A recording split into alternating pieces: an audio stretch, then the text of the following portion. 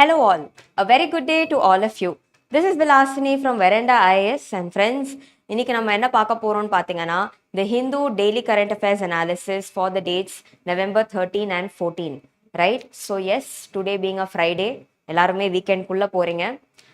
I want you all to remember that prelims-க்கு வந்து the time is less, right? So இப்போ recently mains ஓட results-ம் வந்திருக்கு and that must have been an eye awakener for many of you.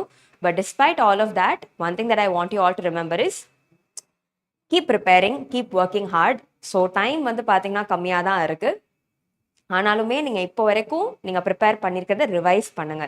Keep revising what you have learned. Everything will automatically fall in place, right? Okay. So in the context, let us start off on quite a positive note. Okay. So now look at this. Believe in yourself. Have faith in your abilities. Without a humble but reasonable confidence in your own powers, you cannot be successful or happy. என்ன சொல்ல வராங்க? The only person in this entire world that you should strongly be motivated about or be confident about is yourself, right? So இந்த மாதிரியான preparation வந்து பார்த்தீங்கன்னா is like a marathon race. ரொம்பவே long journey.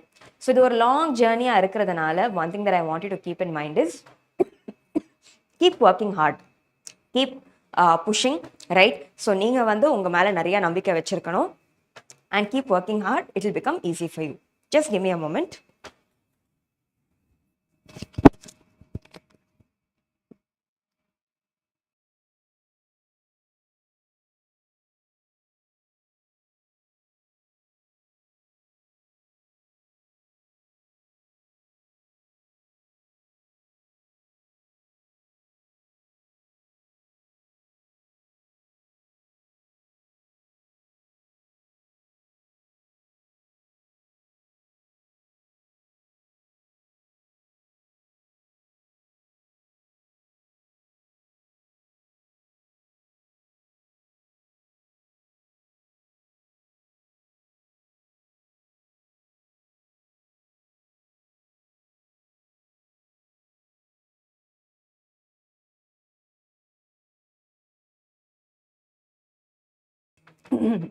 Sorry, my health isn't feeling very great, but yes, continuing.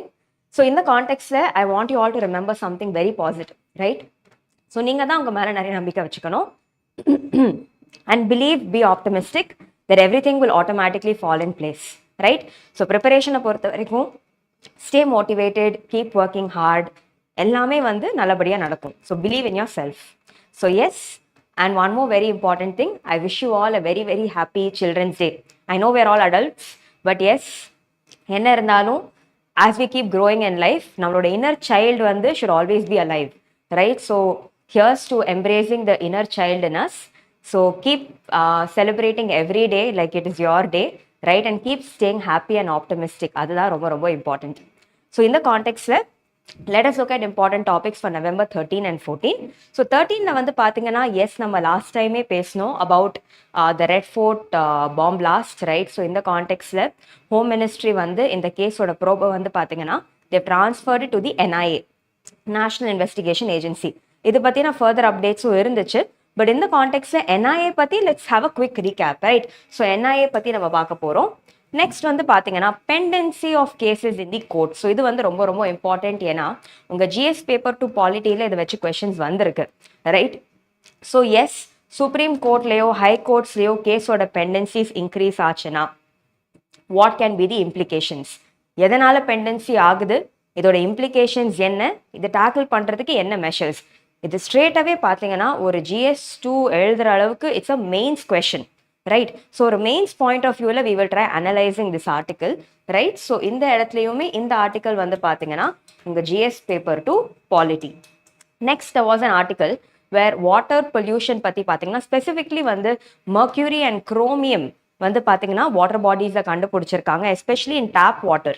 So இதனால என்ன implications இருக்கு? So about water pollution, heavy metalsனால cause ஆகிற diseases, we will try understanding this. Prelims point of view this can be useful. Next, terrorism and youth of Kashmir. So guys, in the context of what we have to remember is, உங்க எல்லாருக்குமே தெரியும், you have a subject called as internal security, கரெக்டா? So இந்த internal security பற்றி பேசின போது we talk about different types of internal security threats in India, right?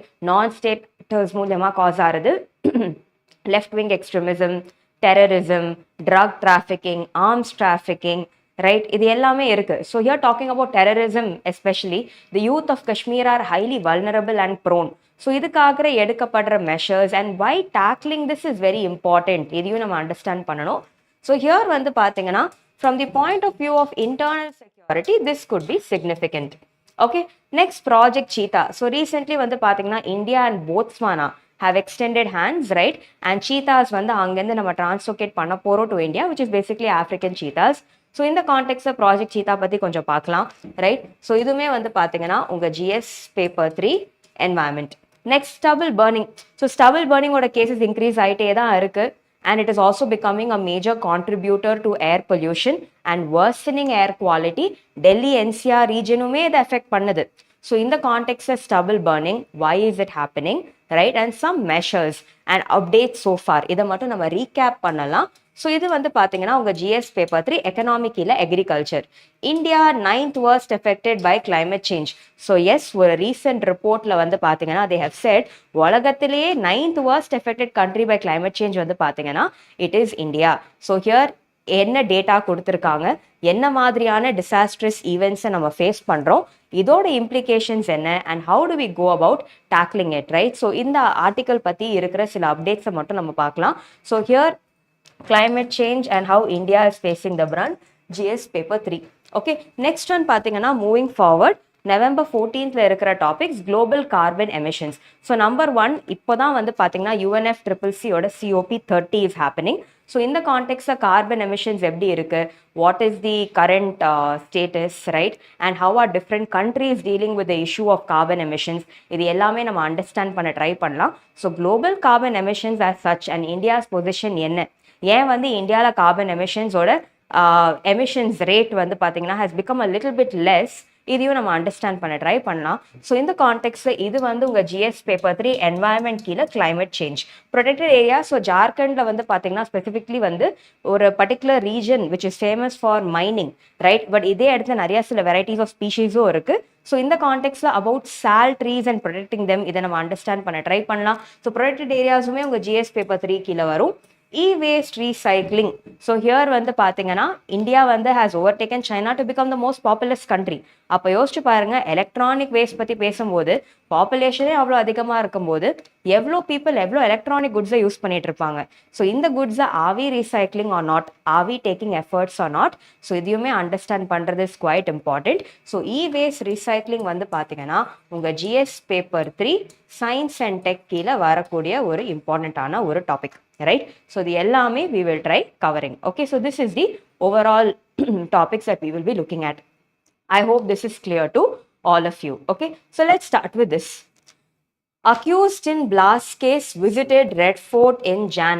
Okay, so simple என்ன சொல்றாங்கன்னா, we're talking about the Red Fort bomb blast case, right? So who's taken responsibility, இது எல்லாமே நம்ம பார்த்துட்டு தான் இருக்கோம். But in the context, because National Investigation Agency is mentioned in the article, NIA பற்றி let's go through. So சிம்பிளாக சொல்லணும்னா இந்தியாவில் வந்து கவுண்டர் டெரரிசம்காக இருக்கிற ஒரு மேஜரான ஏஜென்சி வந்து பார்த்தீங்கன்னா இட் இஸ் NIA. பாலிட்டி டாபிக்ஸை பொறுத்த வரைக்கும் UPSCயில் வந்து எப்படி கேட்பாங்கன்னா, is it constitutional or statutory body, இந்த கிளாரிட்டி இருக்கணும். ஸோ NIA பொறுத்த வரைக்கும் it is a statutory body. ஏன்னா NIA has been establish through an act. என்ன ஆக்ட்னு பார்த்தீங்கன்னா the NIA act 2008. So yes ரீசெண்டாக அதுக்கு ஒரு அமெண்ட்மெண்ட்டும் நடந்திருக்கு. We will try looking at it. NIA ஏன் கிரியேட் பண்ணாங்கன்னு பார்த்தீங்கன்னா அவங்க எல்லாருக்குமே தெரியும், one of a very like historically a very black remark on India வந்து பார்த்தீங்கன்னா has been the Taj Hotel bombing which took place 26/11 Mumbai terror attacks, right? உங்க எல்லாருக்குமே ஞாபகம் இருக்கு. The terror attacks was highly unexpected and not easily anticipated, but it happened, right? So in the context இதுக்கப்புறம் தான் வந்து பார்த்தீங்கன்னா they decided to launch the NIA and NIA வந்து has been established after it. So major aims வந்து என்ன, counter terrorism, intelligence framework strengthen பண்ணணும், right? And இருக்கிற such attacks வந்து நம்ம easily tackle பண்ணணும். இதுதான் வந்து NIA ஓட mandate and yes it does come under Ministry of Home Affairs. So yes, prelims point of viewல நீங்க NIA பத்தி படிக்கும்போது the nature of the body, when it was created, ஏதாவது amendments இருக்கா, இதோட பவர்ஸ் என்ன, ரைட், இது எல்லாமே நீங்கள் தெரிஞ்சுக்கணும். நெக்ஸ்ட் மூவிங் ஃபார்வர்ட் 2019 இதை அமெண்ட் பண்ணியிருக்காங்க. எதுக்கு அமெண்ட் பண்ணியிருக்காங்க? இதோட பவர்ஸை என்லார்ஜ் பண்ணுறதுக்கு.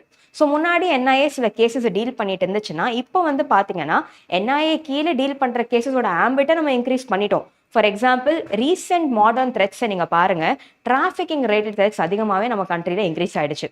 You can talk about human trafficking, arms trafficking, right, cyber terrorism, right, இது எல்லாமே increase ஆயிடுச்சு in our country. So இது எல்லாமே tackle பண்றதுக்கு this amendment was highly required. See, யோசிச்சு பாருங்க, டைம் மாற மாற ஹியூமன்ஸோட திங்கிங்கும் மாற மாற சொசைட்டிக்கு தேவைப்படுற செக்யூரிட்டி ரிக்வயர்மெண்ட்ஸும் நம்ம மாற்றிக்கிட்டே தான் இருக்கணும், right. For example digital payments increase ஆக, ஏஐயோட ரோல் இன்க்ரீஸ் ஆக, நம்மக்கிட்ட இருக்கிற vigilance and security frameworks இதுக்கு ஏத்தாப்புல மாறலைன்னா there will only be problems and confusion, right. So இதுக்கு ஏத்தாப்புல அடாப்ட் பண்ணி மாறுறதுமே is highly important, right. So இந்த கான்டெக்ட்ல தான் என்ஐஏயோட அமெண்ட்மெண்ட் நடந்துச்சு. Not just that, there were much more features. Number 1, cases outside India கூட வந்து பார்த்தீங்கன்னா என்ஐஏ இன்வெஸ்டிகேட் பண்ணலாம், right, provided it respects the international treaties, right, and also the laws of other countries. Next one வந்து பார்த்தீங்கன்னா NIA can also create certain amount of special courts, right. So sessions கோர்ட்ஸை வந்து special கோர்ட்ஸாக designate பண்ணலாம் to try out the NIA related offences, right. இது எல்லாமே has been significantly there in news. So NIA act என்னென்ன offences deal பண்ணலாம், இது எல்லாமே ரொம்பவே important. So go through all of this, it will be highly useful for your exam.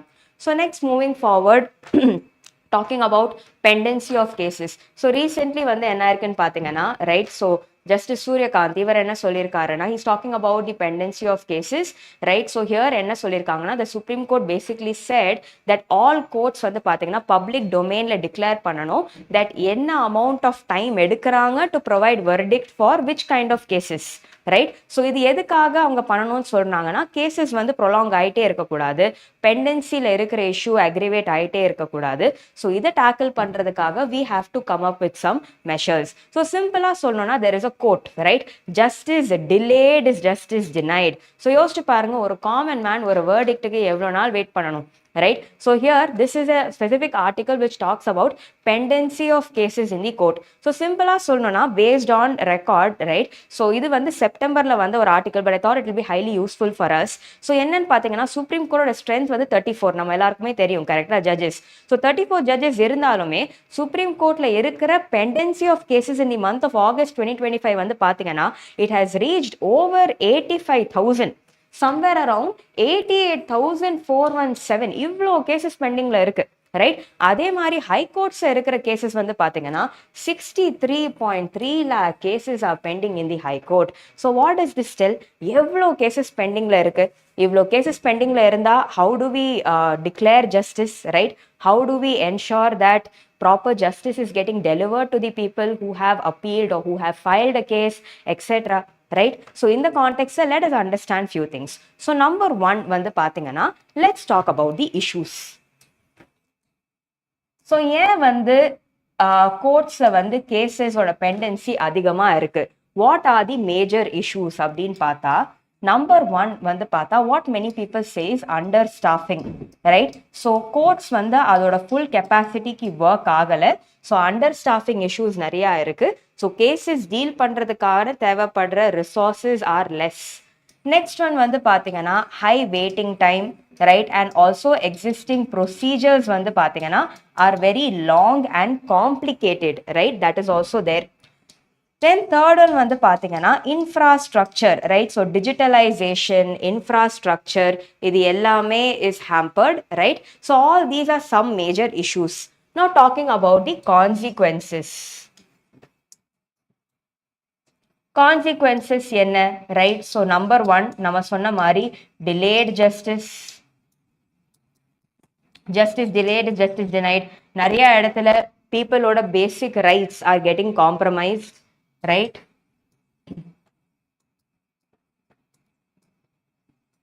So rights of people are compromised, right? Justice is getting delayed.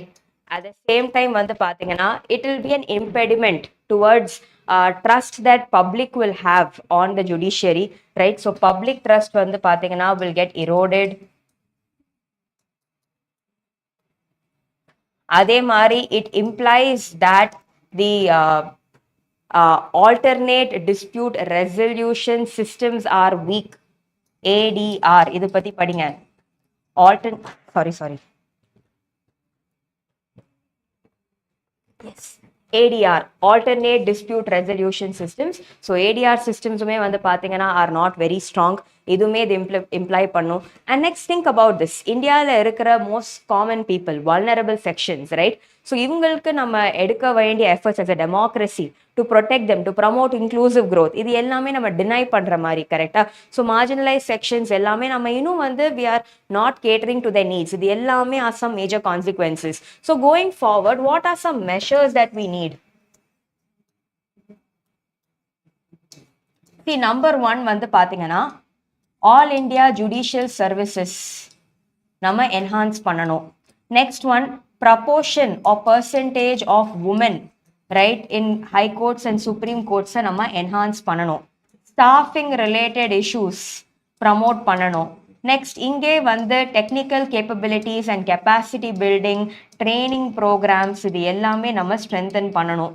Next, at the same time, alternate dispute resolution க்கு தேவைப்படுற மெக்கானிசமும் நம்ம strengthen பண்ணணும். Right? All this can go a long way. Right? அதே மாதிரி வந்து பாத்தீங்கன்னா effective digitalization, right? Creating a database of all pending cases, right? At the same time, ensuring that important verdicts are being published.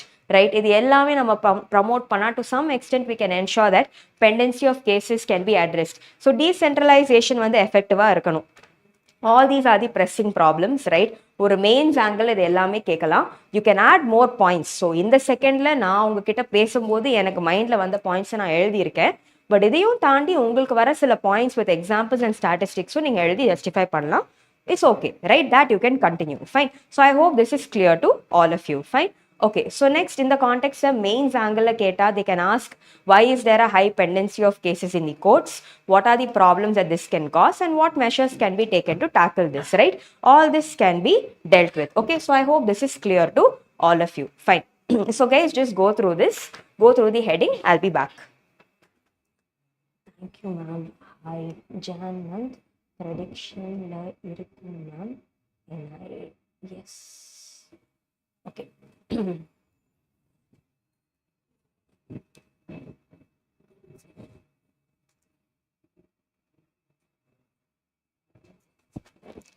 Okay, so comment section la thank you ma'am. Yes, you're welcome. Jan month prediction, yes, it will be there. Okay, fine. So now in the context la high levels of chromium mercury in residence, NGT directs UP government to map affected people. So guys, simple ah solnona pollution பற்றி நம்ம என்வாயன்மெண்ட்டில் படிப்போம். Water pollution பற்றியும் நீங்கள் என்வாயன்மெண்ட்டில் ரொம்பவே டீட்டெயில்டாக படிப்பீங்க. So here வந்து பார்த்தீங்கன்னா டேப் வாட்டர், ரைட்? இந்த டேப் வாட்டரில் கூட வந்து பார்த்தீங்கன்னா நிறைய heavy metals and pollutants centre ஆகுது. இதனால ஏகப்பட்ட இம்ப்ளிகேஷன்ஸ் இருக்குது. So let us try understanding a few things. Okay, so for now when we talk about sources, right? Recent டேஸில் வந்து பார்த்தீங்கன்னா இந்தியாவில் இருக்கிற நிறைய அக்விஃபயர்ஸ்னா என்ன? ஸோ கிரவுண்ட் லெவலில் வந்து பார்த்தீங்கன்னா நிறைய செடிமெண்ட்ரி ராக்ஸ் இருக்கும். இந்த செடிமெண்ட்ரி ராக்ஸுக்கு நடுவில் தண்ணி தேங்கி இருக்கும். சம்டைம்ஸ் இந்த வாட்டர் வந்து பார்த்தீங்கன்னா இட்ஸ் கால் அக்விஃபயர். இந்த water is also contaminated with heavy metals. That is also a problem, right? So here நிறைய அண்டர் கிரவுண்ட் அக்விஃபயர்ஸாக இருக்கட்டும், or at the same time if you talk about right tap water, or if we talk about groundwater. So groundwater, access to tap water, okay fine. இது எல்லாமே நம்ம எடுத்துக்கிட்டோம்னா in recent days வந்து பாத்தீங்கன்னா நிறைய industrial activities, right? Industrial activities, and also because of heavy use of pesticides etc. வந்து பாத்தீங்கன்னா right என்ன ஆகுது? இது எல்லாமே பயங்கரமா கண்டாமினேட் ஆகுது. ஸோ ரீசெண்ட் டேஸை நம்ம நிறைய ஆர்டிகல்ஸ் பார்த்துட்டு இருக்கோம். வேற வாட்டர்ல இருக்கிற லெட் லெவல்ஸ் அதிகமா இருக்கு, அர்சனிக் லெவல் அதிகமா இருக்கு, குரோமியன் லெவல்ஸ் அதிகமா இருக்கு, ரைட்? ஸோ இதனால ஏகப்பட்ட டிசீசஸ் வரலாம். ப்ரிலிம்ஸ் பாயிண்ட் ஆஃப் வியூல இருந்து just try to understand this. Diseases caused by various heavy metals. Okay, so என்னென்ன டிசீசஸ் இதை மட்டும் நீங்க நோட் பண்ணிக்கோங்க. Number 1, if you talk about arsenic, பாடியில அர்சனிக்கோட கான்சென்ட்ரேஷன் அதிகமா இருந்தா a condition develops, and இந்த கண்டிஷன் வந்து பாத்தீங்கன்னா is called as black foot disease. So என்ன ஆகும்னு பார்த்தீங்கன்னா எஸ்பெஷலி லெக்கை தான் மெயினாக அஃபெக்ட் பண்ணும். ஸோ லெக் இங்கே இருக்கிற பிளட் வெசல்ஸ் வந்து பார்த்தீங்கன்னா ஷ்ரிங்க் ஆகிட்டே இருக்கும். ஷ்ரிங்க் ஆகிட்டே இருந்துச்சுன்னா பாடிக்கு தேவைப்படுற பிளட் சப்ளை வந்து அடி வாங்கும். அண்ட் இதனால வந்து பார்த்தீங்கன்னா ஒரு blackish colour tinge will get developed and this is called as black foot disease. Okay, so அர்சனிக்னால நடக்கிறது பிளாக் ஃபுட் டிசீஸ். அதே மாதிரி moving forward, if you talk about மர்க்யூரினால நடக்கிற டிசீஸ் வந்து பார்த்தீங்கன்னா it's called as Minamata disease. Minamata disease. Okay, அதே மாதிரி கேட்மியம்லேருந்து நடக்கிற டிசீஸ் வந்து பார்த்தீங்கன்னா it's called as itai. Okay, அதே மாதிரி வந்து பார்த்தீங்கன்னா if you talk about fluorides in water, right, fluorosis இருக்கு. At the same time there is something called as knock-knee syndrome. Okay, அதே மாதிரி வந்து பார்த்தீங்கன்னா if you talk about nitrates வந்து தண்ணியில் அதிகமாக இருந்துச்சுன்னா மெயின்லி குழந்தைங்களை எஃபெக்ட் பண்ணும். and there is a condition which develops called as blue baby syndrome, right? So இதை மட்டும் நீங்கள் ஒரு ஸ்க்ரீன்ஷாட் எடுத்து வச்சுக்கோங்க. Prelims பாயிண்ட் ஆஃப் வியூவில் சில heavy metals and heavy metals cause பண்ணுற டிசீசஸ் இதை நீங்கள் தெரிஞ்சுக்கிட்டீங்கன்னா எக்ஸாமினேஷன் பாயிண்ட் ஆஃப் வியூவில் it can be useful, right? So now let's talk about some terminologies. So environmental angle நம்ம சில டெர்மினாலஜிஸ் பற்றி பேசணும்னா வாட்டர் பொல்யூஷன் பற்றி பேசும்போது we can understand some terms.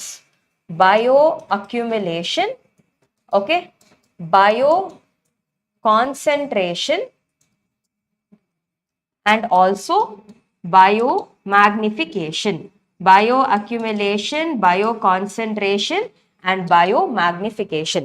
So சிம்பிளாக சொல்லணும், வாட் இஸ் bioaccumulation வந்து பார்த்தீங்கன்னா தண்ணிலேருந்து இல்லை ஏதாவது ஒரு medium, மண்ணிலேருந்தோ தண்ணிலேருந்தோ சாயிலேருந்தோ ஏர்லேருந்தோ if any toxicant enters and accumulates within the body of an organism, bioaccumulation. But இதே டாக்ஸிக் சப்ஸ்டன்ஸ் தண்ணியிலேருந்து மட்டுமே ஒரு ஆர்கானிசமோட பாடி எஃபெக்ட் பண்ணால் அதுக்கு பேர் bioconcentration, which means bioaccumulation தண்ணியிலேருந்து வரலாம், சாயிலேருந்து வரலாம், அந்த sources okay. Bioconcentration specifically வாட்டர்லேருந்து மட்டும்தான். Next is biomagnification. Biomagnification we're talking about a food chain, right?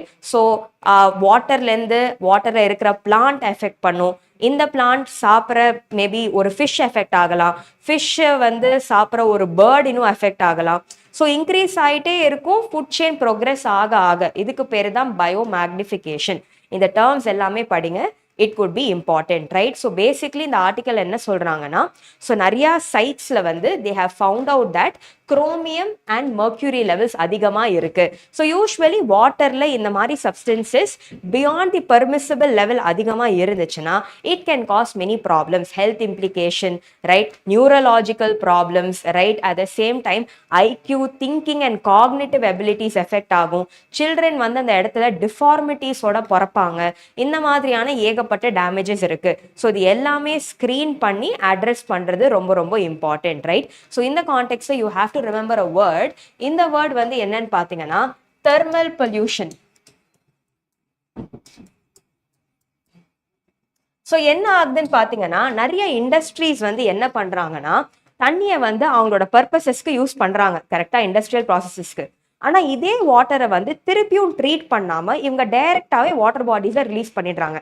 when I say treat, number 1 இருக்கிற கெமிக்கல்ஸை கம்மி பண்ணணும், ரெண்டாவது டெம்பரேச்சரை கம்மி பண்ணணும். பண்ணிட்டு தான் they have to release this water back. ஏன் இதை பண்ணணும் அப்படின்னு பார்த்தீங்கன்னா தண்ணியில் இருக்கிற நிறைய ஆர்கானிசம்ஸ் வந்து ரொம்ப ரொம்ப sensitive to temperature, sensitive to pH. ஒரு சின்ன ஆல்ட்ரேஷன் இருந்தால் கூட இந்த ஃபிஷ் எல்லாமே இறந்து போகலாம், வாட்டர் குவாலிட்டி எஃபெக்ட் ஆகலாம், ரைட்? அதே மாதிரி நிறைய மக்கள் இந்த வாட்டரை கன்சியூம் பண்ணும்போது they also have to feel safe. So overall ஒரு environmental angle for UPSC point of வியூவில் we have covered this topic. Just go through this. இதை ஒரு ஸ்க்ரீன்ஷாட் எடுத்துக்கோங்க.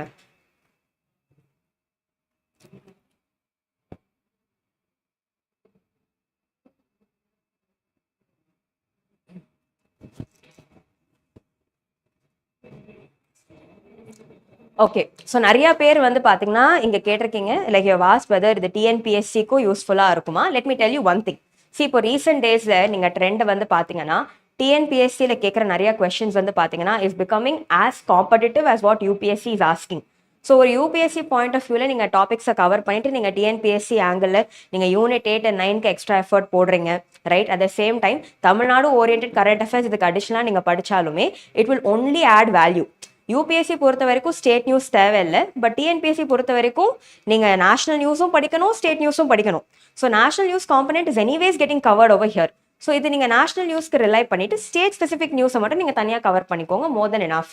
ஸோ இந்த கான்டெக்ட்ஸை நீங்கள் டிஎன்பிஎஸ்சி மட்டும் இல்லாமல் thinking of other exams, SSC, CGL, வேறு பேங்கிங் எக்ஸாம்ஸ் தான் நீங்கள் மைண்டில் வச்சாலுமே all this will only be useful for you, right? So நீங்க அந்த வேல நீங்க categorize பண்ணிக்கோங்க, it will be easy.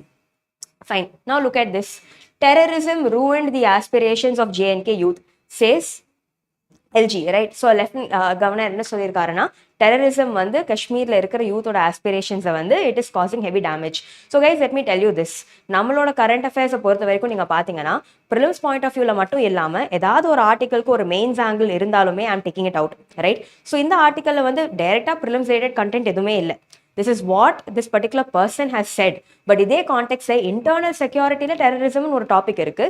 Youth getting affected by terrorism வந்து யூபிஎஸ்சி கேட்கலாம், ரைட்? இது ஒரு லிங்கேஜா இருக்கலாம். ஸோ அதனால we taking this into consideration.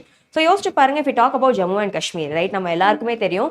So Jammu and Kashmir is high level prone to terrorism, right? So இங்க வந்து cross border infiltration because of Pakistan, the role of many terrorist outfits like Lashkar-e-Taiba, Jaish-e-Mohammed, இது எல்லாமே அதிகமா இருக்கு.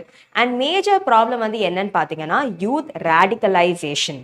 Youth radicalisation அப்படின்னா என்ன? Radicalisation நிறைய youth வந்து பார்த்தீங்கன்னா rather than contributing to development, right, இவங்க வந்து they are indoctrinated towards believing that Kashmir வந்து should become independent, free, it should become a part of Pakistan.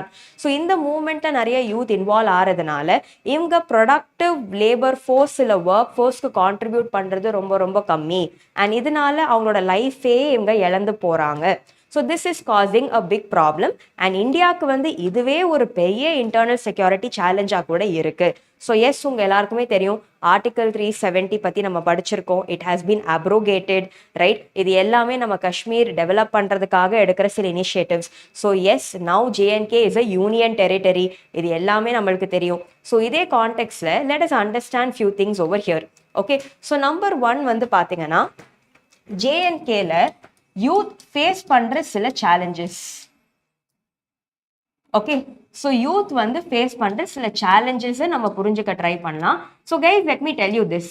எக்ஸாமினேஷன்ல நீங்க இந்த மாதிரி கொஸ்டின்ஸ் வரும்போது நீங்க பாயிண்ட்ஸ் யோசிக்கிறீங்க, ஆனா உங்களால பாயிண்ட்ஸை டீகோட் பண்ண முடியல, டைம் கம்மியா இருக்கு அப்படின்னா let me give you a help. Okay, ஒரு ஹெல்ப்புக்கு நான் உங்களுக்கு ஒரு ஹிண்ட் மாதிரி கொடுக்குறேன். There is an approach. இந்த அப்ரோச்க்கு வந்து என்ன பேருன்னு பார்த்தீங்கன்னா ஸ்பெல்ட் அப்ரோச். இதை நீங்க நோட் பண்ணி வச்சுக்கோங்க, உங்க எல்லா ஆன்சர்ஸ்க்கு யூஸ்ஃபுல்லா இருக்கும். நீங்க எழுதுற எல்லா டாபிக் இல்லை ஏதாவது ஒரு ஆன்சருக்கு வந்து ஒரு சோஷியல் ஆங்கிள் இருக்கான்னு பாருங்க. ஓகே, நெக்ஸ்ட் ஒரு பொலிட்டிக்கல் ஆங்கிள் இருக்கான்னு பாருங்க, ஒரு எக்கனாமிக் ஆங்கிள் இருக்கான்னு பாருங்க, ஒரு லீகல் ஆங்கிள் இருக்கான்னு பாருங்க, ஒரு டெக்னாலஜிக்கல் ஆங்கிள் இருக்கான்னு பாருங்க. See, at the end of the day, மெயின்ஸை பொறுத்த வரைக்கும் நீங்க ஆன்சர்ஸ் வந்து பாத்தீங்கன்னா 10 மார்க் 15 மார்க், கரெக்டா? 10 மார்க்குக்கு 150 வேர்ட்ஸ், 15 மார்க்குக்கு 250 வேர்ட்ஸ். 150 வேர்ட்ஸ்னா 2 page, 250 வேர்ட்ஸ்னா 3 page. இதுதான் கண்டென்ட். ஸோ இந்த கண்டென்ட்டுக்கு தேவைப்படுற மாதிரி நம்ம கிட்ட வேர்ட்ஸ் இருக்கா, ரைட்? ஸோ நீங்க இந்த ஆங்கிளை மட்டும் யோசிச்சு நீங்க பாயிண்ட்ஸ் எழுதி எல்லாமே எக்ஸாம்பிள்ஸ் வச்சோ இல்லை ஸ்டாட்டிஸ்டிக்ஸ் வச்சோ ஜஸ்டிஃபை பண்ணீங்கன்னா அழகா 3 பேஜுமே ரொம்ப காம்ப்ரிஹென்சிவா கீ டேர்ம்ஸோட நீங்க கவர் தான் பண்ண போறீங்க. S R no? ஸோ இதுவே நான் உங்களுக்கு இப்போ அப்ளை பண்றேன். இப்போ JNK யூத் ஃபேஸ் பண்ற சேலஞ்சஸ் ஸ்பெல்ட் அப்ரோச் மூலமா யோசிக்கலாம். ஓகே, ஸோ சோஷியல் ப்ராப்ளம்ஸ் இங்க என்னெல்லாம் ஃபேஸ் பண்றாங்க இங்க இருக்கிற youth, right? So social problems பத்தி யோசிச்சா நம்பர் 1 we can think இந்த இடத்துல நிறைய பாவர்ட்டி இருக்கு, ரைட்? இந்த இடத்துல வந்து பாத்தீங்கன்னா இங்க ஃபேஸ் பண்ற மேபி மால்நியூட்ரிஷனா இருக்கலாம், ஹங்கரா இருக்கலாம், ரைட்? இது எல்லாமே ஆசம் சேலஞ்சஸ், ரைட்? அண்ட் இங்க வந்து சம் அமௌண்ட் ஆஃப் டிஸ்கிரிமினேஷன் கூட ஆப்ரேட் ஆகுது. ஸோ இது எல்லாமே இவங்க ஃபேஸ் பண்ற சோஷியல் சேலஞ்சஸ். பொலிட்டிக்கல் சேலஞ்சஸ் என்ன? பொலிட்டிக்கல் சேலஞ்சஸ் வந்து அடிக்கடி இந்த இடத்துல வந்து பொலிட்டிக்கல் அன்ரெஸ்ட் நடக்குது, ரைட்? அண்ட் இங்க வந்து பாத்தீங்கன்னா டெரரிசம் ஸ்ட்ராங்கா இருக்கிறது and also radicalisation of youth is taking place. Next இங்க இருக்கிற மக்கள் வந்து பாத்தீங்கன்னா many people வந்து பாத்தீங்கன்னா they do not feel they are a part of India, right? So unity and integrity இந்த word அடி வாங்குது. So lack of fraternity na என்ன? Brotherhood. So fraternityயுமே பாத்தீங்கன்னா is not very effective over here, right? This is a problem. Now if we talk about the economic angle, right? இந்த இடத்துல வந்து பாத்தீங்கன்னா unemployment is high. And நிறைய பேர் நீங்க பெஹல்காம் அட்டாக்லேயே பார்த்துருப்பீங்க, நிறைய பேர் வந்து பார்த்தீங்கன்னா தே primarily dependent on tourism, right, and few more sectors. So unemployment problem இருக்கு, contribution of youth, right, to the labor force participation rate இதுவுமே வந்து கம்மியா இருக்கு.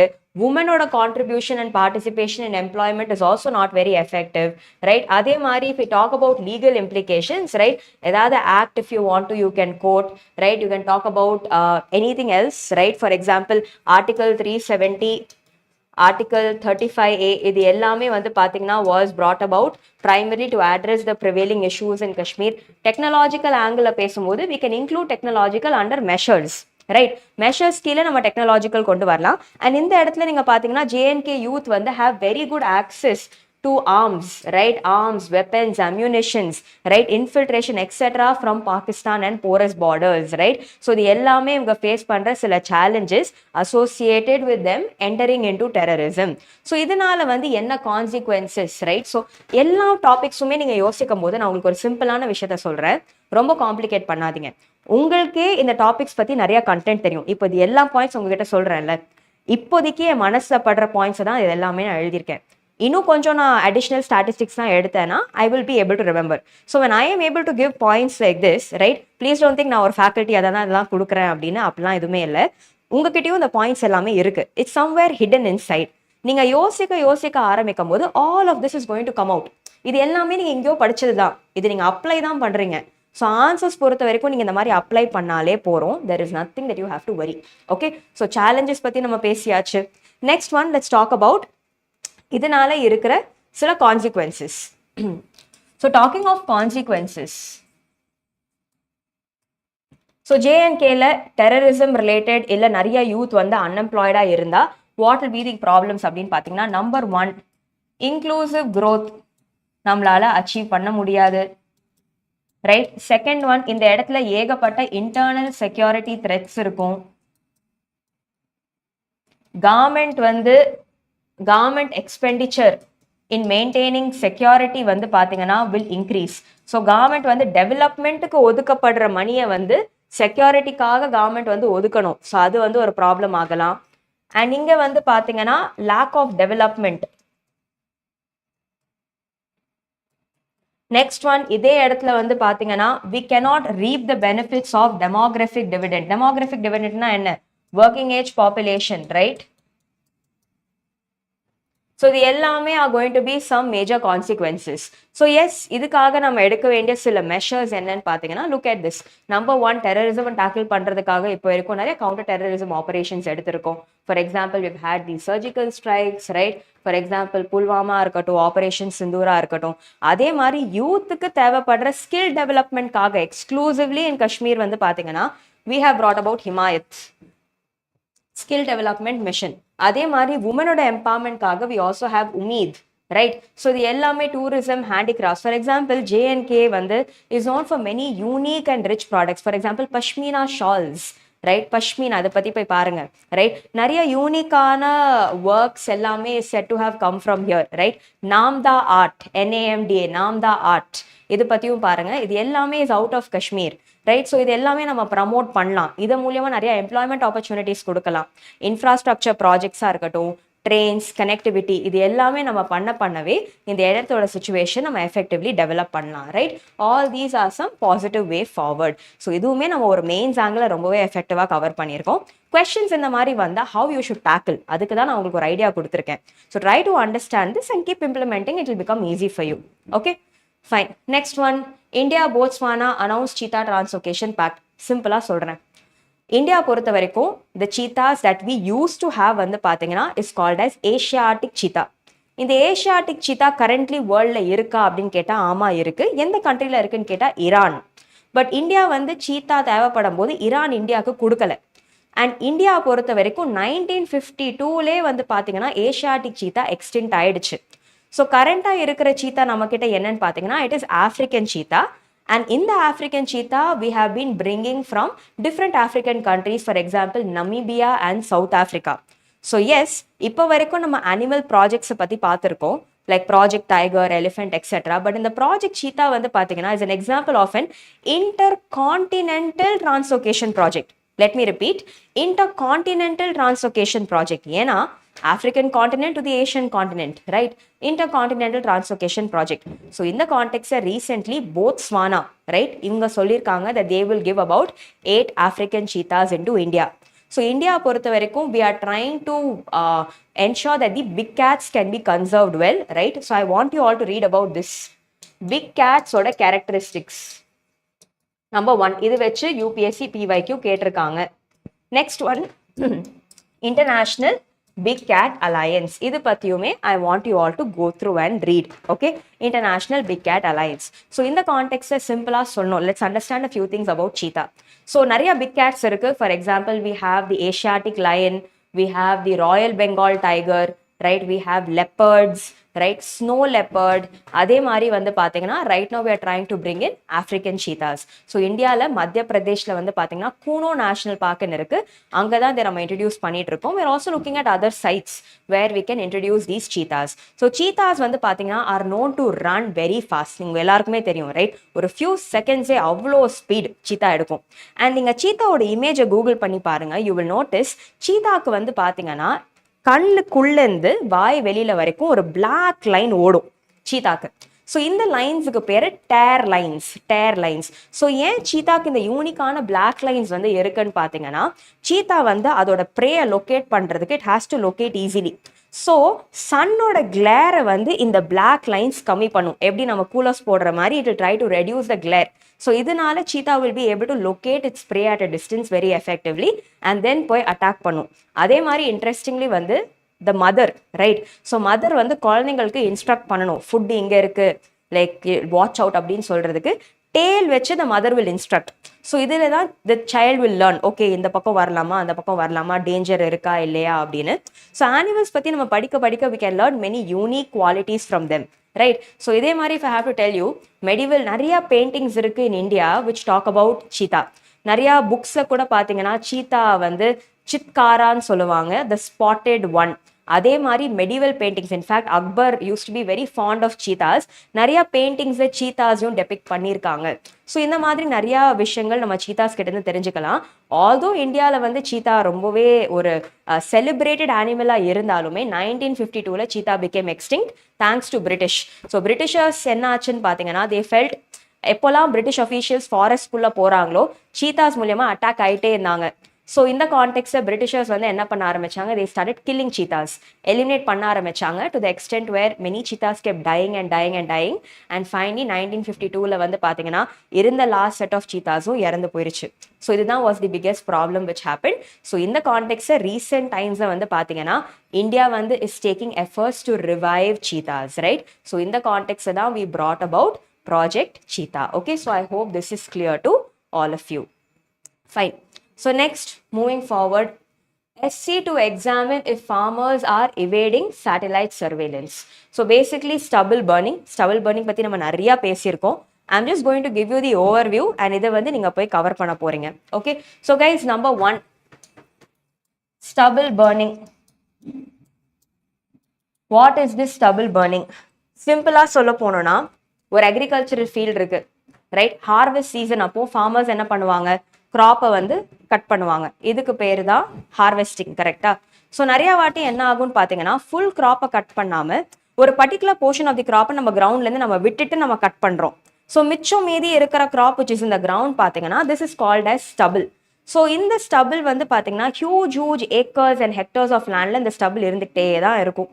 ஸோ அடுத்த சீசனுக்கு ஃபார்மர் வந்து சீட்ஸை சோ பண்ணணும், ரைட்? ஃபீல்டை ரெடி பண்ணணும்னா நிறைய ஃபார்மர்ஸ்க்கு வந்து இந்த ஸ்டபிளை போய் தனியாக எடுக்கிறது வந்து பார்த்தீங்கன்னா number 1 expensive, number 2 time consuming. So Punjab and ஹரியானாவில் வந்து நிறைய ஃபார்மர்ஸ் என்ன பண்ணுவாங்கன்னா இந்த ஃபீல்டை எரிச்சிருவாங்க. இந்த ஃபீல்டை எரிக்கும் போது ஏர்ல நிறைய பொல்யூட்டன்ஸ் வரும், carbon monoxide, dioxide, particulate matter, NOx, ஆக்ஸ், இது எல்லாமே நம்ம பார்த்துட்டோம். இதனால ஏர் குவாலிட்டி டேமேஜ் ஆகுது.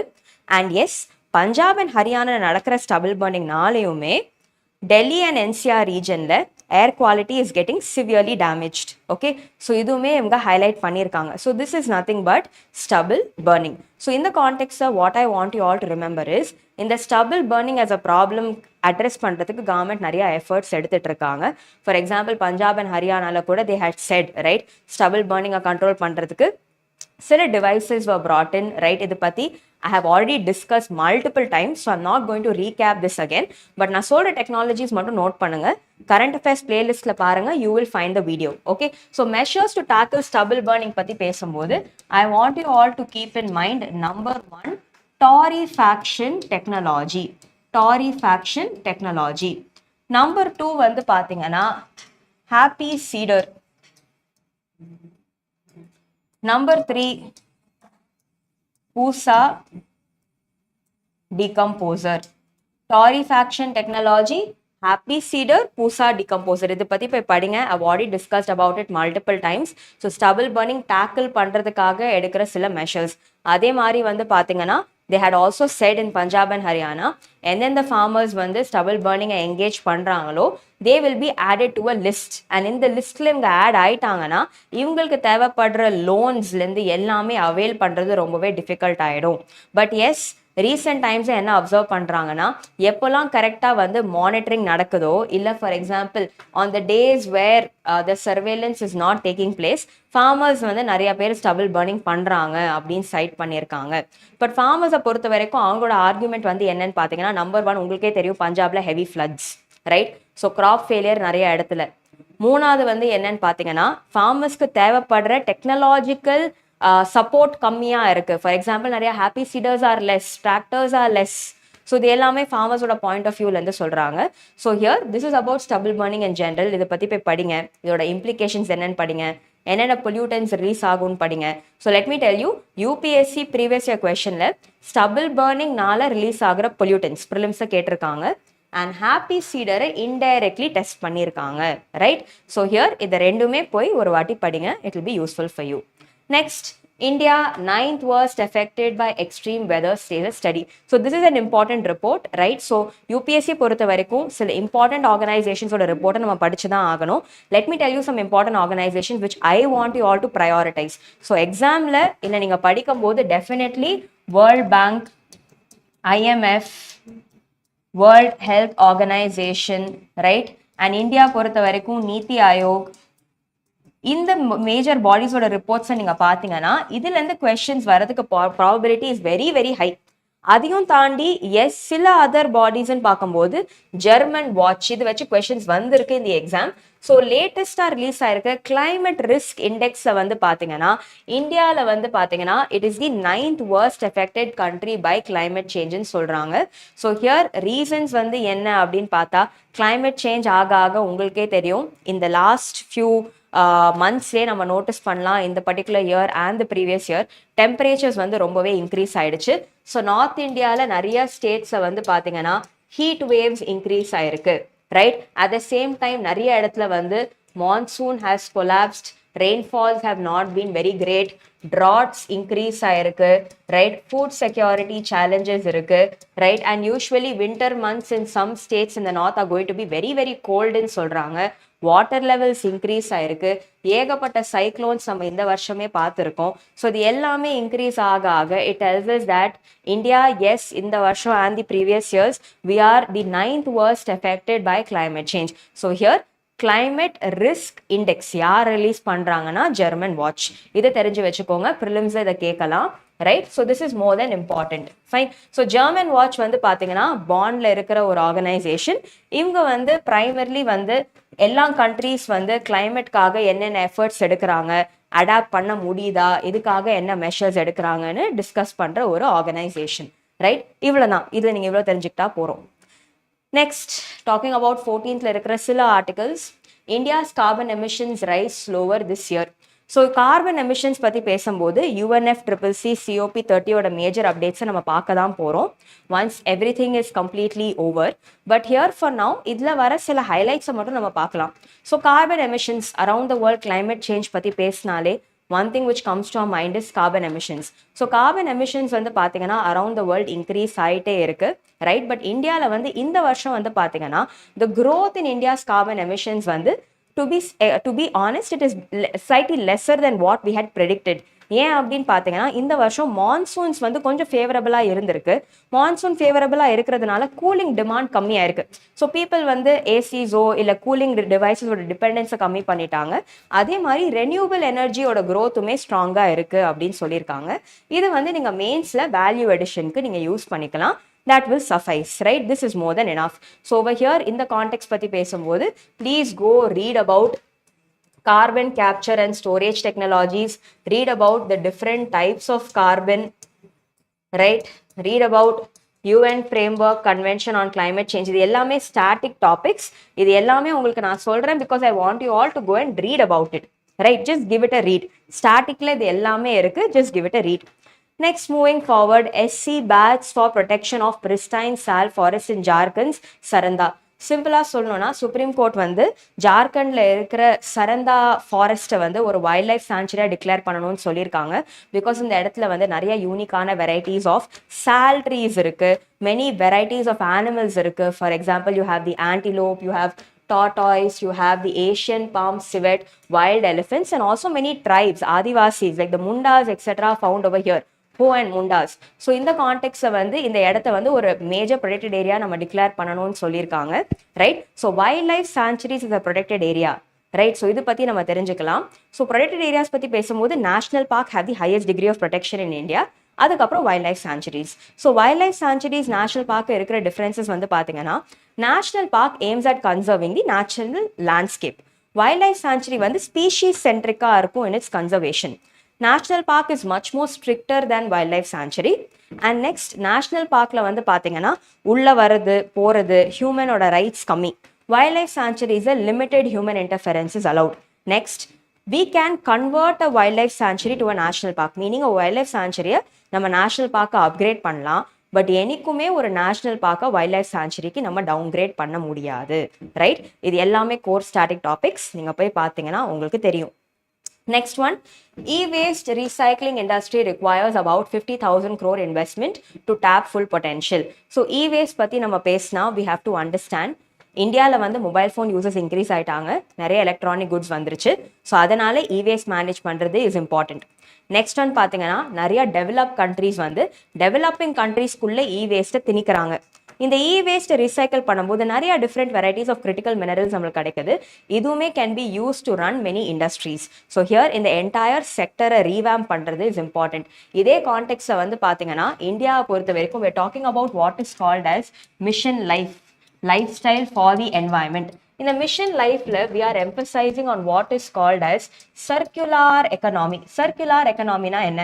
ஒரு ப்ராடக்ட்டை வந்து நம்ம கிரியேட் பண்ணுறோம், ரா மெட்டீரியல் யூஸ் பண்ணி we are creating a product, right? So இந்த ப்ராடக்ட்டை வந்து அப்படியே ஒதுக்காம இந்த ப்ராடக்ட்டை ஃபர்தராக ட்ரீட் பண்ணிட்டு we have to use இந்த ப்ராடக்டோட எண்ட் சைக்கிள், இதோட லைஃப் சைக்கிள் முடிஞ்சிருச்சுன்னா இந்த ப்ராடக்டோட whatever is left, the waste has to be brought back into the system and be used as a raw material again for some other product. So இதுக்கு பேர் தான் circular economy, an economy where the waste is minimized, right? And ஒரு product வந்து effectively நம்ம utilise பண்றோம். இதுதான் வந்து circular economy. Circular economy ஓட ஆப்போசிட் தான் வந்து பாத்தீங்கன்னா linear economy. So circular economy பத்தி பேசும்போது one thing I want you all to keep in mind is e-waste பத்தி பேசும்போது e-waste recycling, treatment எல்லாமே ரொம்ப ரொம்ப இம்பார்ட்டன்ட். இந்தியாவில் வந்து பார்த்தீங்கன்னா we also have something called as an e-waste clinic. Comment sectionல தெரிஞ்சா India's first e-waste clinic came up in which state ன்னு எனக்கு அமுச்சு விடுங்க. India's first e-waste clinic came up in which state? Please tell me that. அதே மாதிரி பார்த்தீங்கன்னா e-waste பொறுத்த வரைக்கும் prelims point of viewல one thing that I want you all to remember is this. Extended producer responsibility. Extended producer responsibility. இந்த வேர்டோட meaning என்ன? For example, ஒரு electronic good இருக்கு, இந்த எலக்ட்ரானிக் குட்டோட லைஃப் சைக்கிள் முடிஞ்சிருச்சு, ரைட்?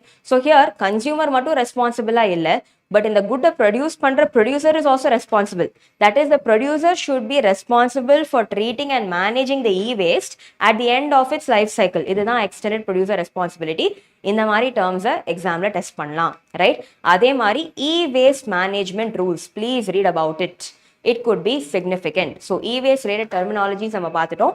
மெயினா அந்த ஆர்டிக்கல் என்ன சொல்றாங்கன்னா, இந்தியாவில் e-waste ட்ரீட் பண்ணி ரிசைக்கிள் பண்றதுக்காக இவ்வளோ crore இன்வெஸ்ட்மெண்ட் தேவை. இது மூலியமா இன்ஃப்ராஸ்ட்ரக்சர் டெவலப் பண்ணலாம், கெப்பாசிட்டி பில்டிங் ப்ரோக்ராம்ஸ் நடத்தலாம், நிறைய பீப்புளுக்கு எம்ப்ளாய்மெண்ட் ஆப்பர்ச்சுனிட்டிஸ் கொடுக்கலாம், பெட்டர் R&D பண்ணலாம், and e-waste can be effectively managed and treated. கொடுத்துருக்கிற டேர்ம்ஸை please go through. It could be significant, right? So yes, I hope the discussion was useful, right? So thank you, all the very best, and we will meet soon. Comment sectionல reply பண்ணிட்டே இருங்க. உங்களுக்கு doubts ஏதாவது இருந்தாலும் கேளுங்க. I will revert to them. All the very best. Take care of yourself. Happy Children's Day once again. Thank you and all the best.